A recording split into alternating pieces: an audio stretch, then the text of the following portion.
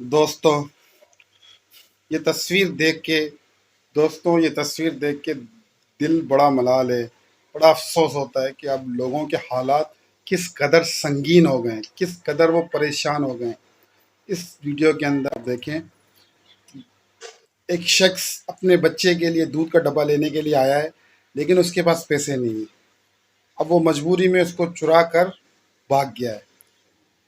یہ بہت بڑا مسئلہ ہے آج کے دور کا۔ بہت سارے لوگ پریشان ہیں، بہت سارے لوگ صرف اس ڈبے کی وجہ سے پریشان ہیں۔ یہ 1500 روپے کا ڈبہ ہے۔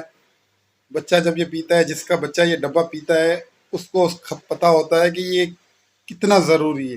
ہر 2-3 دن کے بعد اس کو 1500 روپے کا ڈبہ پلانا پڑتا ہے، اور حالات ابھی لوگوں کے ایسے ہیں کہ وہ اپنا گھر خرچ نہیں چلا سکتے، اپنا راشن نہیں لے سکتے، لیکن اپنے بچوں کے لیے یہ دودھ ان کو کہیں سے بھی پورا کرنا ہے۔ پیسے نہیں ہوں گے تو پھر وہ لازمی چوری کریں گے۔